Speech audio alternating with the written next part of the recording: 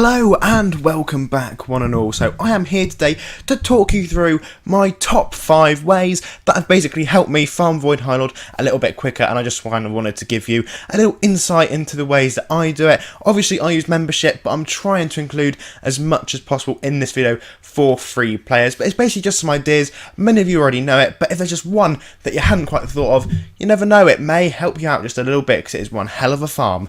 Anyway, so at number 5 I have put use Nulgath quest pets. Pretty straightforward. Some of them of course are free player, which is why I've included this, such as the drone you could literally just have got from the birthday, and I've also got the challenge pet down there as well. Obviously ones like the larvae and the sword of Nulgath will be member, but you know, sometimes they do let free players click on them.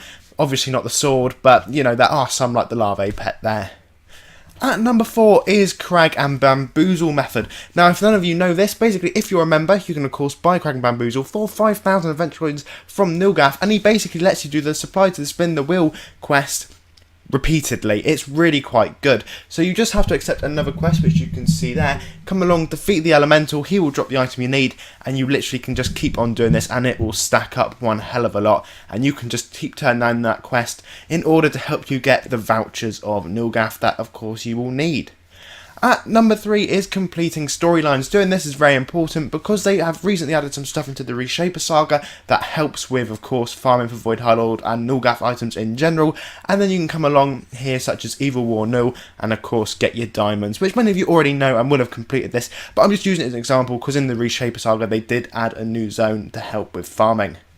At number 2 is become friends with someone with a quest pet. So for example, if you see someone with a Drugen the Assistant pet, I would thoroughly recommend becoming friends with them or the larvae pet in general, because both of them, they're not becoming rarer. Drugen is a very rare pet to come across now. I don't see anyone really with it. The larvae not so bad because many people go to the mana golem.